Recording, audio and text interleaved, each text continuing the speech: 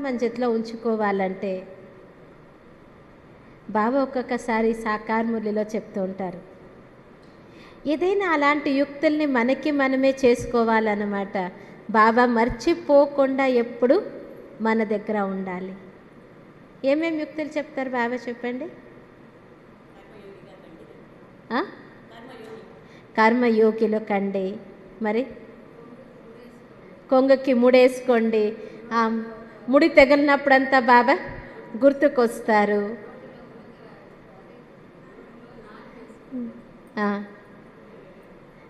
అప్పుడు కూడాను బాబా గుర్తు వస్తారు. మరి ఇంకా కొన్ని సాధనాలు బాబా ఇచ్చినారు మనకి. ఏమేమి? సేవలో ఉన్నప్పుడు కూడా బాబా గుర్తు వస్తారు.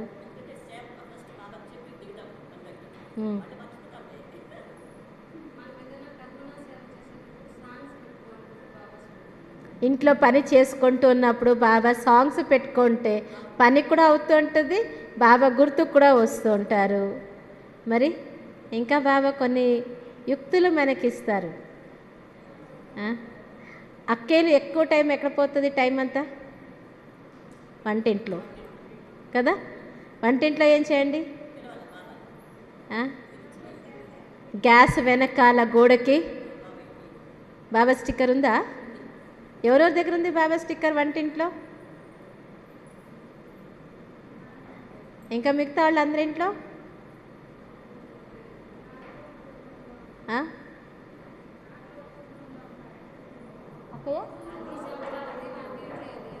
అన్ని దగ్గరలో ఉన్నాయి, వంటింట్లో లేదు. అవును, వంటిల్లు మందేనా బాబాదా? బాబాదేనా? మనం అన్నం పెట్టేవాళ్ళు ఎవరు మనకి? అన్నదాత శుభాబానేనా? మరి అన్నదాత శుభాబా అన్నప్పుడు బాబా వంట చేసేటటువంటి వంటింట్లో బాబా లేకపోతే మరి అక్కడ ఇంకెవరెవరు వచ్చేస్తారు? అందరూ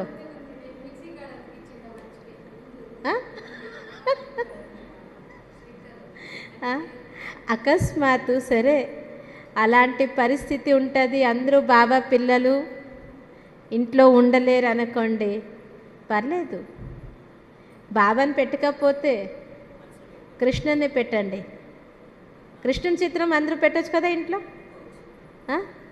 ఎందుకంటే కొంతమంది ఇంట్లో పరిస్థితులు అలాగుంటుంది కాబట్టి శుభాబా స్టిక్కర్ అక్కడ పెట్టలేమనుకోండి, కనీసం కృష్ణుని చిత్రం పెట్టండి. ప్లాట్ఫామ్ వెనక గోడకి కృష్ణుని చిత్రం అతికించేయండి. లేదా మిక్సీకి బాబా స్టిక్కర్ వేయండి. ఫ్రిడ్జ్కి బాబా స్టిక్కర్ వేయండి. వేయచ్చు కదమ్మా. శుభాబాది వేసే కాకపోతే లక్ష్మీనారాయణది వేయండి, కృష్ణునిది వేయండి. అవన్నీ చూసినప్పుడు కూడా ఏమవుతుంది? తక్షణానికి మనకి బాబా గుర్తొస్తారు. ఇంకా కొన్ని కొన్ని బాబా యుక్తులు చెప్పిస్తారు. హాల్లో కూర్చున్నప్పుడు టీవీ స్టాండ్ పైన ఏదైనా బాబాది పెట్టండి. లేక మనం ఇంకా మంచి విద్యార్థులు కావాలంటే హాల్లో ఒకటి స్లేట్ మాదిరి వస్తే చూడండి, పిల్లలు స్కూల్లో రాస్తారు చూడండి. అది చిన్న పని, ఎవరైనా చేయొచ్చు. మీరు రాయకపోతే పిల్లలకైనా ఇంట్లో చెప్పండి, దాంట్లో రాసేసి రోజుది వరదానం మాత్రం రాసేసి దాన్ని దిన్నము హాల్లో పెట్టేసేయండి. మీరు మాత్రమే కాదు, ఇంట్లో ఎవరు వచ్చినా కూడాను దాన్ని చదువుగలుగుతారు లేదా అడుగుతారు. దాని నుంచి కూడా ఏమవుతుంది? మన స్వంత పురుషార్థం కూడా అవుతుంది. జతలో ఎవరు వచ్చినా ఇంటికి వాళ్ళ స్వంతం, వాళ్ళ పురుషార్థం అవుతుంది. వాళ్ళకి బాబా సందేశాన్ని ఇవ్వడానికి మనకి వీలవుతుంది. ఇలాగ బాబా మనకి చిన్న చిన్న అయినటువంటి కొన్ని యుక్తుల్ని బాబా నేర్పిస్తారు. ఆ యుక్తుల్ని ఎప్పుడు మనం చేసుకుంటాం కదా, సదాకాలం మనము మర్చిపోనా కూడా ఆ స్టిక్కర్ చూసినప్పుడు, కీ చైన్ చూసినప్పుడు, బాబా మాటల్ని చదివినప్పుడు మనం ఎక్కడెక్కడ కూర్చుంటాం. మరి మన బెడ్రూమ్ కావచ్చు, మన విజిటింగ్ రూమ్ కావచ్చు, లేదా కిచెన్ కావచ్చు, అక్కడ ఏదైనా మన కళ్ళకి పడేటటువంటి బాబా చిత్రాల్ని ఉంచుకోండి. మరి బాబా ఎన్నోసార్లు చెప్తారు, బిడ్డలారా ప్రతి ఒక్కరూ బాబా రూమ్ అనేసి ఒకటి స్థానం పెట్టండి. కానీ అది అందరికీ వీలు పడదు అనుకోండి. ఎవరెవరికి వీలవుతుందో దాన్ని చేసినామంటే కూడా సమయం చిక్కినప్పుడంతా బాబాని చూస్తూ ఉంటే బాబా మాటలు మనకి గుర్తొస్తుంది. ఆ బాబాది ఒక్కొక్క మాట గుర్తొచ్చినప్పుడు ఆ ఒక్క క్షణము కూడా మన ఖాతాలో జమ అవుతుంటుంది. బాబా మొన్న కూడా చెప్తుండ్రి కదా, ఒక్క బిందువు పెట్టితే, ఒక్క సున్నా వేస్తే 10, ఇంకొక సున్నా వేస్తే 100, ఇంకొక సున్నా వేస్తే 1000 కదా. కష్టం లేదు బాబా జ్ఞానం. బాబా జ్ఞానం చాలా చాలా చాలా ఈజీ. ఎందుకంటే భక్తి మార్గం కష్టమైన మార్గం, జ్ఞాన మార్గం చాలా సహజమైన మార్గం. అందుకే ఇప్పుడైతే మన బోర్డు చేంజ్ అయింది అనుకోండి, మనం ప్రజాపిత బ్రహ్మకుమారి ఈశ్వర విశ్వవిద్యాలయం అని రాస్తాం. కానీ మొదటి కాలంలో మేము చాలాసార్లు ఈజీ రాజయోగ సెంటర్స్ అని రాస్తూ ఉంటుంది, సహజ రాజయోగ కేంద్రం అనేసి రాస్తూ ఉంటుంది. ఇప్పుడు కూడా నేను ఫారిన్లో చాలా సెంటర్స్ ఉన్నాయి, ఈజీ రాజయోగ సెంటర్స్ అని రాస్తారన్నమాట. మన రాజయోగం ఎలాంటిది? కష్టమైన రాజయోగం కాదు, మనది ఈజీ రాజయోగం. ఎందుకంటే బాబా చాలా ఈజీ. బాబా మనతో కూడాను అలాగే ఈజీగా అవుతారు చేయమని చెప్తారు. అలా ఈజీగా అయ్యేదానికి, సహజంగా అయ్యేదానికి అంటే చిన్న చిన్న మాటలు మనతో ఎంతో బరువుని దూరం చేసేస్తుంది. ఎందుకంటే మనం పరివారం మధ్యలో ఉన్నాం. అలాంటప్పుడు ఎన్నో మాటలు వస్తాయి కదా. ఎవరైనా ఉన్నారా మాటలు రాని వాళ్ళు, కష్టాలు రాని వాళ్ళు ఎవరైనా ఉన్నారా? ఎవరు లేరు. వాళ్ళ అనుసారంగా వాళ్ళ దగ్గర నుంచి ఎన్నో పరిస్థితులు వస్తాయి. కానీ ఆ అన్ని పరిస్థితుల్ని ఎదిరించే ఒక శక్తి బాబాని చూసిన వెంటనే వచ్చేస్తుంది. చిన్న బాబా ఫోటో కూడా ఉన్నదనుకోండి, ఎంతే దుఃఖమైనా బాబాని పోయి ఒక్క సెకండ్ చూస్తే ఆటోమేటిక్ బాబా ఎవరు? Blotting paper. ఆ ఇంక్ ఉంటుంది కదా, పేపర్ పెన్ ఏమైనా ఇంక్ పెట్టినామంటే ఆ ఇంక్ అంతా కూడా నన్ను పీల్చుకొనేస్తుంది అన్నమాట. అలాగే ఈరోజు ప్రపంచంలో మన అన్ని దుఃఖాల్ని పీల్చుకునే వాళ్ళు ఎవరు? బాబానేనా? ఏదన్నా మనుషులు ఉన్నారా? బాబా ఒక్కరే. మనుషులు అందరూ మనకి దుఃఖాన్ని ఇచ్చేవాళ్లే, బాబా ఒక్కరే మన దుఃఖాన్ని దూరం చేసేవాళ్ళు. కాబట్టి ఆయనని ఎప్పుడు మనం జతలో ఉంచుకుంటాం కదా, మనకెన్నో దుఃఖాలు దూరం అయిపోతాయి. కానీ ఉంచుకునే పని ఎవరిది? మందేనా లేదా శివబాబాదా? ఇప్పుడు మీ చేతిలో పిల్లలు ఉన్నారనుకోండి, పిల్లల్ని మీరు ఎక్కడైనా జాత్రలు ఏమంటారు, మీరు జాతర అంటారా? కాదు, ఈ ఉత్సవాలు సంవత్సరానికి ఒక్కసారి ఊరు పండుగలు జరుగుతాయి కదా, వేస్తారు కదా. అప్పుడు మీ జట్టులో మీరు పిల్లల్ని తీసుకెళ్తారు కదా, అప్పుడు ఏం చేస్తారు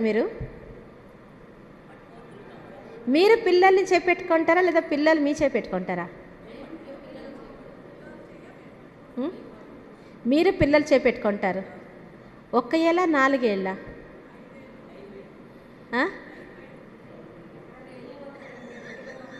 మర్చిపోతున్నారా? గుర్తు చేసుకోండి కొద్దిగా. ఆ? ఒక్క ఏలు ఏమైనా పెట్టుకున్నామంటే పిల్లలు ఆ పక్క ఈ పక్క అన్ని బొమ్మలు అవి ఇవి అన్నీ కనిపిస్తాయి కదా, కాబట్టి ఆకర్షణ అయి వెళ్ళిపోతారనమాట. అందుకే మనం ఏం చేస్తాం పిల్లల్ని ఆ? చెయ్యి నిండుగా పెట్టుకుంటాం అనమాట కదా. అమ్మా నాన్న అయితే పిల్లలది 4 ఏళ్ళు కూడా చేపెట్టుకుంటారు. పిల్లలకి ఏమైనా మనము చేయించినామంటే పిల్లలు మనతో ఏం చేస్తారు? ఒక ఏలే పెట్టుకుంటారు. అవునా? నిజమేనా? ఆ? అందుకే బాబా మనకేం చెప్తారు తెలిసిందా? మనం బాబా చేపెట్టుకుంటే సేఫా లేదా బాబా మన చేపెట్టుకుంటే సేఫా? మనమేమైనా బాబా చేపెట్టుకుంటే బాబాది ఒకే ఏలు పెట్టుకుంటాం కాబట్టి ఆ ఒక్క ఏలు తొందరగా వదిలేసి వెళ్ళిపోతాం అనమాట ఆ పక్క ఈ పక్క. ఆ? మన చేయిని బాబాకి ఇచ్చేసినామనుకోండి, బాబా ఏం చేస్తారు మనతో? 4 ఏళ్ళు కూడాను గట్టిగా పెట్టుకుంటారు. అప్పుడు మనము ఏ విధమైనటువంటి ఆకర్షణలకి కూడాను మనము ఆకర్షితులు కాము. అప్పుడు బాబా మనతో సేఫ్గా మన దారిలో తీసుకెళతారనమాట. కానీ మన చెయ్యి బాబాకి ఇచ్చేదే మన కార్యం అన్నమాట.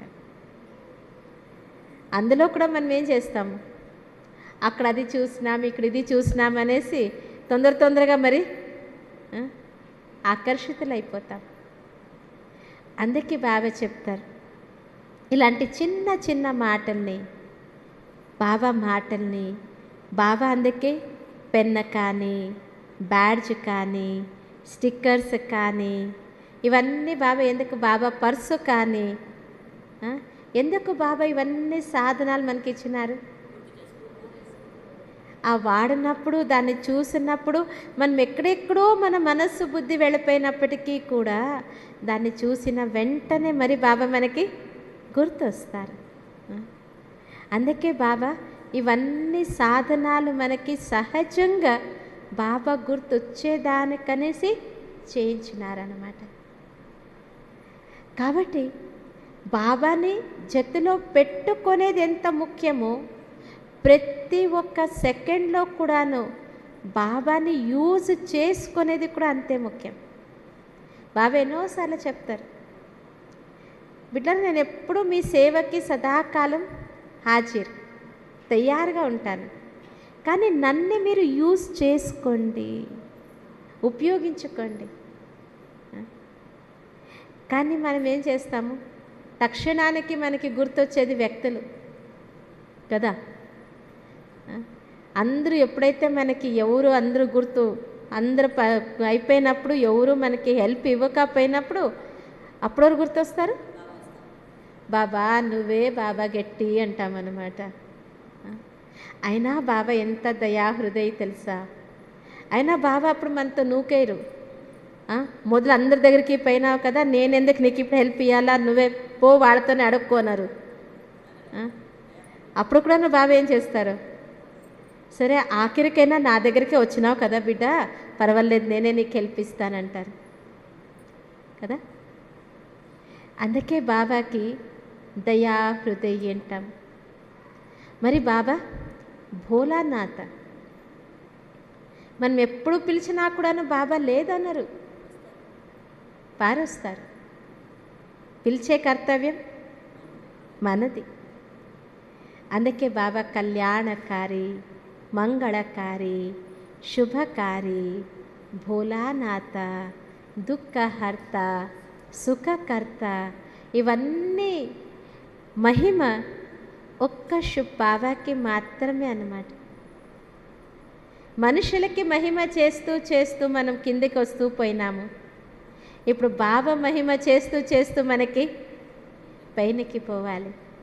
కాబట్టి మనకి ఏది సమయము దొరుకుతుంది ఆ సమయాన్ని మనం బాబాకి, బాబా సేవకి, బాబా మాటలకి మనం దాన్ని తీయాలన్నమాట.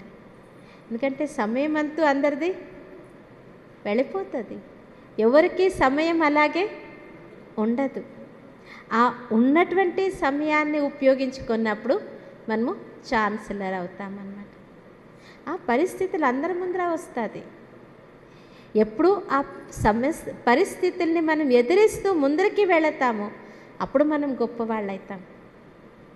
బాబాని ప్రతి క్షణములో ప్రతి మాటలో బాబాని మనం ఎప్పుడు ఉపయోగించుకుంటూ పోతామో అప్పుడు మనము పెద్దవాళ్ళు అవుతాము.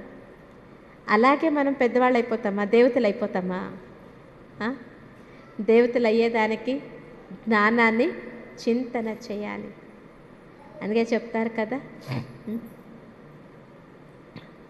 పాలు, పెరుగు, నెయ్యి, వెన్న అన్నిట్లో యావది శ్రేష్టం?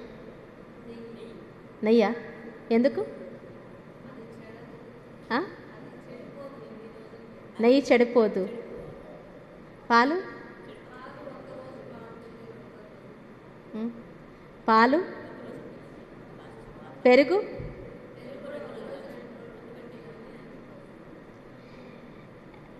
అందుకే చెప్తారు అన్నీ కూడా నన్ను గోమాత నుంచి దొరికేదే. గోమాతనే కదా. కానీ పాలు రేట్ ఎంత, పెరుగు రేట్ ఎంత, వెన్న రేట్ ఎంత, నెయ్యి రేట్ ఎంత? నెయ్యి రేట్ ఎక్కువ. ఎందుకు? పాలని పిండాలి, మరి పాలు కాంచాలి, కాంచిన తర్వాత దాన్ని మీగడ చేయాలి, మరి దాన్ని బాగా ఏమంటారు దానికి తెలుగులో? చిలకాలి. అప్పుడు పొయ్యి అది వెన్న అవుతుంది. వెన్నని మరి ఏం చేయాలి? కాంచాలి. అప్పుడు పొయ్యి అది నెయ్యి అవుతుంది. ఇప్పుడు 1 కిలో నెయ్యి కావాలంటే దాదాపు 4-5 లీటర్లు పాలు కావాలి కదమ్మా. ఇంకా ఎక్కువే కావాలి. 4-5 లీటర్ల పాలు కూడా నెయ్యి రాదు. 1 లీటరు, ఒక 10 లీటర్ల పాలు తీసుకుంటే అప్పుడు పోయి 1 లీటర్ నెయ్యి వస్తుంది. 50 లీటర్ల పాలకి 1 లీటర్ నెయ్యి అవుతుంది. Okay, very good. అంటే పాలు క్వాలిటీ పైన కూడా డిపెండ్ అవుతుంది కదమ్మా. ఆవుల పైన డిపెండ్ అవుతుంది, పాలు క్వాలిటీ పైన డిపెండ్ అవుతుంది. కానీ నేను చెప్పే అర్థం ఏమంటే, ఇప్పుడు పాలుగానే ఉన్నప్పుడు అది నెయ్యిగా అవ్వదు. పాలని బాగా కాంచినప్పుడు అది రూపం మారుతుంది, పేరు మారుతుంది, టేస్ట్ మారుతుంది కదా. ఆ మార్పు, ప్రతి ఒక్క మార్పుని కూడా ఆ పాలు ఎప్పుడు సహిస్తుంది. అప్పుడు పోయి దాని రేటు పెరుగుతూ పోతుంది, వాల్యూ పెరుగుతూ పోతుంది. అట్లే మన జీవితంలో వచ్చేటటువంటి ప్రతి ఒక్క పరీక్షలు కూడా మన వాల్యూని పెంచుతుంది. లేకపోతే మన వాల్యూ అలాగే ఉంటుంది. అందుకే చెప్తారు, తెలిసిండొచ్చు మీకు, ఒకసారి ఒక చాలా పెద్ద మార్బల్స్ అన్నీ ఉంటాయన్నమాట. ఆ మార్బల్స్ అన్నీ ఉంటే ఒక శిల్పికి ఏమంటారు? శిల్పిని అంటారా? మూర్తుల్ని చేసేటటువంటి వాళ్ళు ఆ మార్బల్స్ అన్నీ చూస్తూ అనుకుంటారన్నమాట, ఇవన్నీ మార్బల్స్ ఉన్నాయి, ఊరికే అలాగే ఉన్నాయి, దీన్ని ఏదైనా చేస్తే బాగుంటుంది కదా అనేసి. ఆ మాటలు విని ఆ మార్బల్స్ అన్నీ మాట్లాడుకుంటాయి. తర్వాత కొద్ది రోజుల తర్వాత ఒక్క మార్బలు నాలకి వేస్తాం, ఒక్క మార్బల్ మూర్తి తయారవుతుంది, ఒక్క మార్బల్ బయటనే ఉంటుంది. 3 మార్బలే, 3 రాళ్లే. కానీ ఆ రాయికి మూర్తి తయారైనప్పుడు దానికి మూర్తి అని పోయి మనం నమస్కారం చేస్తాం, పూజలు చేస్తాం, ఆరతి చేస్తాం కదా. నేలపైన ఉండే రాయికి క్లీన్ చేస్తాం అంతే, కానీ పూజ చేయము. పూజ చేస్తామా? ఆరతి చేస్తామా? లేదు, మరి కేవలం క్లీనింగ్ చేస్తాం. అదే రోడ్డులో ఉండే రాయి, మార్బల్ రాయికి ఏమి చేయము. ఎందుకు తేడా వచ్చింది? అందుకు ఆ మార్బల్ రాళ్ళు ఒక్కసారి మాట్లాడుకుంటాయన్నమాట. అవి మాట్లాడుకుంటూ చెప్తాయి, చూస్తావా నీకైతే దేవుడిగా పెట్టినారు, మాకైతే ఎవరు మాతో చూస్తారు. అందుకే మూర్తి అయిండే రాయి చెప్పుతుంది, నేను నీలాంటి రాయేనే, కానీ నేను ఎన్ని ఏటలు తిన్నాను తెలుసా నీకు అంటది. ఎన్ని ఏటలు తినింది? లెక్కేసకి అవుతుందా? లెక్కేసకి అవ్వదు. ఆ ఒక్క చిన్న రాయి నుంచి అది మూర్తిగా తయారు కావాలంటే ఆ ఎన్ని వెరైటీ ఏటలు దానికి పడుతుంది. అవును కదా. మొదలు పెద్ద సుత్తులో కొడతారు, తర్వాత చిన్న దాంట్లో కొడతారు, మరి తర్వాత ఇంకా చిన్న దాంట్లో కొడతారు, మరి లాస్ట్లో మరి ఆ ఒక్కొక్క కన్ను, ముక్కు, ఆ ఒక్కొక్క ఆకారం ఆ రాయికి ఇవ్వాలంటే ఆ శిల్పి ఎంత శ్రమ పడతారు. శ్రమ మాత్రమే కాకుండా ఆ అన్ని ఏటల్ని కూడా ఆ రాయి సహిస్తూ పోతుంది. అంతేకాకుండా మూర్తి తయారైపోయిన తర్వాత కూడా దానికి మూర్తి అని చెప్పమన్నమాట. చెప్తామా? లేదు. దాన్ని ఆ మూర్తిని కొనుక్కొని వచ్చిన తర్వాత తెలిసిండొచ్చు మీకు, దాన్ని ఒడ్లలో పెడతారు, నీళ్ళలో పెడతారు కదా. మరి అవన్నిటికి పూజ చేస్తారు. తర్వాత ప్రాణ ప్రతిష్టాపన అంటారు. అదే అంటారా? మీ తెలుగులో కూడా నాకు తెలియదు. అదే అంటారా? ప్రాణ ప్రతిష్టాపన. ఎప్పుడు దాన్ని ప్రాణ ప్రతిష్టాపన చేస్తారో అప్పుడు దానికి ఏమంటాము? దేవుడు అంటాము. అప్పుడు నమస్కారం చేస్తాం. అంతవరకు నమస్కారం చేస్తామా? చెయ్యము కదా. అలాగే బాబా మనతో ఏం చేస్తున్నారు? బాబా మనతో ఏం చేస్తున్నారు? మనుషుల నుంచి దేవతలుగా తయారు చేస్తున్నారు కదా. సో మనుషుల నుంచి మనం దేవతలుగా తయారవుతున్నప్పుడు మన జీవితంలో ఎన్నే మాటలు వస్తాయి. ఇవన్నీ మాటలు ఏం చేస్తాయి మనతో? నేను దేవునిగా అయ్యేదానికి నాకు ఇవన్నీ కూడా ఒక ఆకారం ఇస్తున్నది. దేవతల్లో కూడాను చాలా వెరైటీలు కదా. ఒకరు గ్రామ దేవతలు కదా, ఊరు దేవతలు అంటాము, గ్రామ దేవతలు అంటాము. ఇంకొకరు ఇంటి దేవుడు, ఇంకొకరు కులదేవతలు, మా కులానికి వీళ్ళ దేవతలు అంటాము. మరి ఇంకొకరు ఇష్టమైన దేవుడు కదా, వేరు వేరే కదా. మన కులదేవత వెంకటరమణ స్వామి ఉండొచ్చు, ఇంటి దేవుడు అమ్మవారు ఉండొచ్చు, కానీ నాకు ఇష్టము గణపతి కదా అంటాం కదా. ఊరు దేవుడు వేరే, ఇంటి దేవుడు వేరే, కులదేవత వేరే, ఇష్ట దేవుడు వేరే. మనం ఎవరు కావాలి కదా. ఎందుకంటే గ్రామ దేవతల్ని గ్రామానికి బయట పూజ చేస్తారు. మామూలు అంటే ఇప్పుడైతే ఊర్లు పెద్దగా అయిపోయినాయి కాబట్టి గ్రామ దేవత దేవస్థానాలు కూడాను ఊరు లోపలే ఉన్నాయి. ఒక మొదట కాలంలో లెక్కేస్తే గ్రామ దేవతలు గ్రామం బయట ఉంటుండింది అన్నమాట. గ్రామాన్ని కాపాడుతారు అనేసి బయట పెట్టేవాళ్ళు అన్నమాట. కులదేవత ఎక్కడో ఉంటారు. ఇంటి దేవుడు కూడాను సంవత్సరానికి ఒక్కసారి తిప్పే ఇంటి దేవునికి పూజ చేసుకొస్తాం, కానీ ఇష్ట దేవునిది లాకెట్ వేసుకుంటాం. ఇంటి దేవుని దగ్గర లాకెట్ వేసుకుంటారా? వేసుకుంటారా? చాలా తక్కువ మంది వేసుకుంటారు. కులదేవతది కూడా లాకెట్ వేసుకోరు ఎవరు కూడా, చాలా తక్కువ మంది వేసుకుంటారు. కానీ ఇష్టమైన దేవునిది లాకెట్ వేసుకుంటాం. అందుకే బాబా మనతో కూడా మనం ఎలాంటి వాడు కావాలి? ఇష్ట దేవతలు. ఎవరు ఇష్ట దేవతలు అవుతారో వాళ్ళు అష్టశక్తుల్లో సంపన్నులు అయి ఉంటారు, కాబట్టి వాళ్ళు ఇష్ట దేవతలు అవుతారన్నమాట. కానీ ఆ అన్ని శక్తులు మనకి ఎలాగొస్తుంది?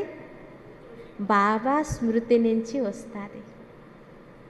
ఎంత మనం బాబాని స్మృతి చేస్తూ పోతామో అంత మనలో ఆ అన్ని అష్టశక్తులు వస్తూ పోతాయి.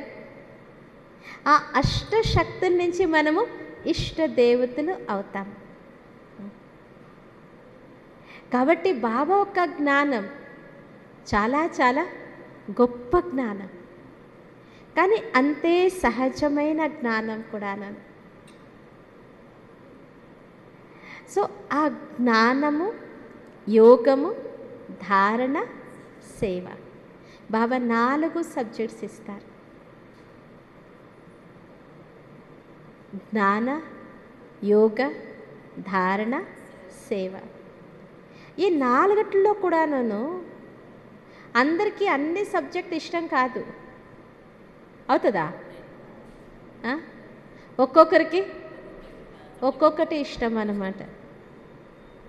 కానీ మనం సంపన్నులు కావాలి అంటే 4 సబ్జెక్టులు కావాలి. ఎలాగ మనం బ్రహ్మ బాబాని చూస్తుమే, బ్రహ్మ బాబా 4 సబ్జెక్టుల్లో కూడాను నంబర్ 1. అందుకే బ్రహ్మనికి 4 తలలు, చతుర్ముఖ బ్రహ్మ అంటారు. చూసినారా ఎప్పుడైనా చతుర్ముఖ బ్రహ్మ దేవస్థానం? చూసిండొచ్చు కదా, చాలా దగ్గరలో ఉంటుంది. బ్రహ్మకి చతుర్ముఖ, 4 ముఖాలు. ఎందుకు? 4 యుగాల్లో కూడా బ్రహ్మ బాబా ఆది ఆత్మ. మరి 4 సబ్జెక్టుల్లో కూడాను బ్రహ్మ బాబా పాస్ విత్ ఆనర్. కొద్దిగా ఆలోచించండి. బ్రహ్మ బాబా సృష్టికి ఆది ఆత్మ, గ్రేట్ గ్రేట్ గ్రాండ్ ఫాదర్. కానీ ఎంత నమ్రత ఆయనకి. ఆవుల ఇది కూడానేమి పేడ పిడుకలు కూడాను ఎత్తేసినారన్నమాట. ఎంతటి నమ్రత, ఎంతటి త్యాగం, ఎంతటి తపస్య జీవితం బ్రహ్మ బాబా. సో ఆ త్యాగం, తపస్సు ఆయన్ని నంబర్ 1కి తీసుకొచ్చిందన్నమాట. ఆయన ఎప్పుడైనా అన్నారు అసలుకోను, నేను సృష్టికర్త, భగవంతునికి ఆది రత్నము, భగవంతునికి భాగీరథము, నేనెందుకు ఆవు పేడని ముట్టాలా అనేసి అన్నారా? లేదు. జగదీష్ భాయ్ అనేసి మన యజ్ఞంలో చాలా పాత అన్న ఉండేవాళ్ళు, ఇప్పుడంతూ లేరులేండి. అన్న చాలా పుస్తకాల్ని చదివిన వాళ్ళు. మన యజ్ఞంలో ఏదైతే మన హిందీ పుస్తకాలు ఉన్నాయో, ఇంగ్లీష్ పుస్తకాలు ఉన్నాయో అవన్నీ రాసిన వాళ్ళు మా జగదీష్ భాయ్. బాబా వాళ్ళని సంజయ్ అని పిలిచేవారన్నమాట. ఎప్పుడు వాళ్ళకి బాబా జ్ఞానం దొరికింది, అప్పుడు వాళ్ళకి చాలా ఆశ, నేను ఫస్ట్ బాబాతో పోయి కలవాలా, బ్రహ్మ బాబాతో నేను కలవాలా. వాళ్ళు అనుకున్నారు ఒక ఇమేజ్, బ్రహ్మ బాబా అలా ఉండొచ్చు, అలా ఉండొచ్చు, అలా ఉండొచ్చు అనుకున్నారన్నమాట. కానీ ఏ రోజైతే వాళ్ళు బాబాతో కలిసేదానికని మధుబన్కి వెళ్ళినారు, అప్పుడు ఇంకా ఇప్పుడైనా మీరు మధుబన్కి వెళ్ళినారంటే, అవును ఎవరెవరు వెళ్ళొచ్చారు మధుబన్కి? ఇందులో ఇంకా 1/2 మంది తక్కువ ఉన్నారు మధుబన్కి చూడని వాళ్ళు. ఈసారితేనా సంకల్పం చేయండి, మధుబన్ స్వర్గం.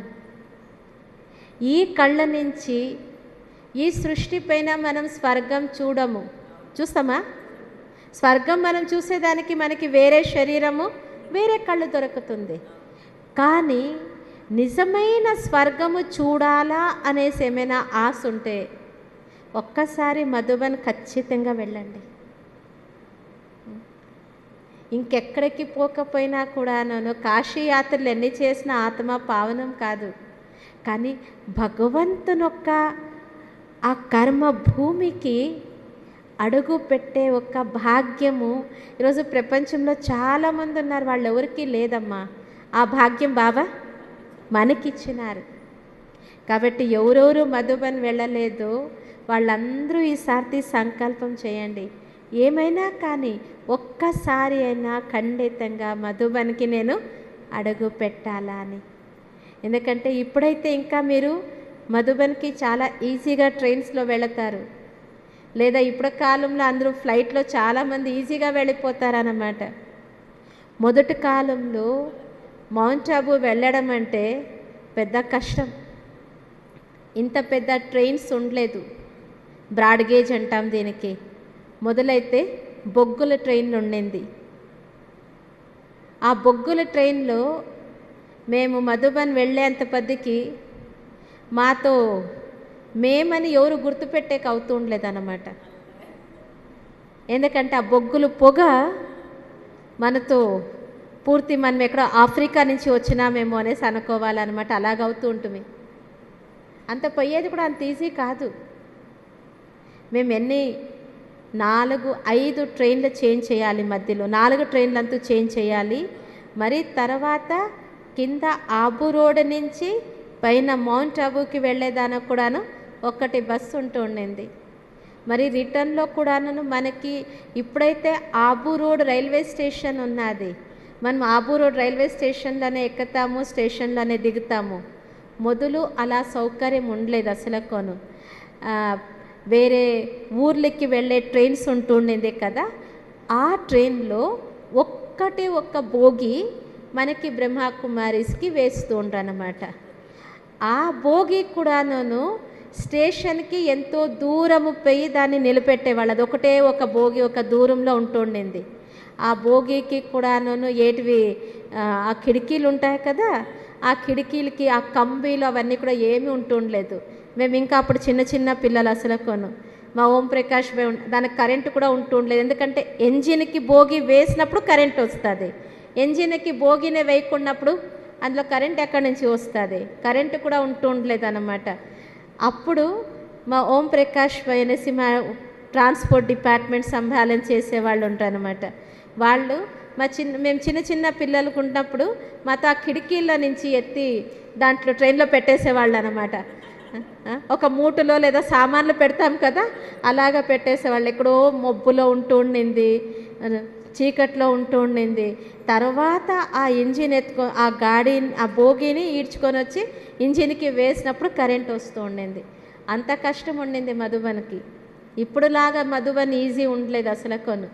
ఇప్పుడు అయినప్పటికీ ఇప్పుడు వాళ్ళు చెప్తారనమాట, మా స్టూడెంట్సే చెప్తారు, నేను చెప్తా, అక్క మధుబన్కి పోయేదానికి చాలా కష్టం అక్క. ఇంత ఈజీ వండుకొని కూడా కష్టం అంటే ఇంకా కష్టకాలంలో ఇంకెంత కష్టం ఉండింది. కానీ అలాంటి మధుబన్కి ఎప్పుడు మా జగదీష్ పై వెళ్ళినారు కదా, ఫస్ట్ టైం బాబాతో కలిసేదానికి మధుబన్కి వెళ్ళినప్పుడు అంతా చాలా ఒక ఊహించుకున్నారు. బ్రహ్మ బాబా అంటే అలాగుంటారేమో, బ్రహ్మ బాబా అంటే అలాగుంటారు అనేసి. కానీ బాబా ఎంతటి నమ్రత, ఎంతటి నిరహంకారి బ్రహ్మ బాబా అసలు. ఇంతవరకు చెడ్డీలు వస్తాయి కదా, దాన్ని వేసుకొని బ్రహ్మ బాబా బిల్డింగ్ ముందరంతా కూడాను సిమెంట్ అంతా వెళ్ళిపోయింటే బాబా పిల్లల జతలో ఆ సిమెంట్ వేస్తూ ఉంటారన్నమాట. బ్రహ్మ బాబా జగదీష్ పై దిగి వెళ్ళతే వీళ్ళు కూడా ఎవరో పని వాళ్ళేమో పని చేస్తున్నారేమో అనేసి అనుకున్నారన్నమాట. బాబా చెప్తున్నారు, బిడ్డ దూరం నుంచి జర్నీ చేసుకొచ్చినావు కదా, సుస్తైపోయినావు కదా, కాబట్టి నువ్వు వెళ్ళు, ఫస్ట్ రెస్ట్ తీసుకో, తర్వాత బాబా కలుస్తారు. అంతవరకు మా జగదీష్ భాయ్కి అర్థం కాలేదు, వీళ్ళు బ్రహ్మ బాబానే, వీళ్ళని చూడ్డానికి నేను వచ్చినాను, వీళ్ళు భగవంతుని ఒక భాగీరథం అనేసి అంతవరకు మా జగదీష్ భాయ్కి అర్థం కాలే. సరే జగదీష్ భాయ్ రూమ్కి వెళ్ళి ఫ్రెష్ అయ్యి వచ్చినారు.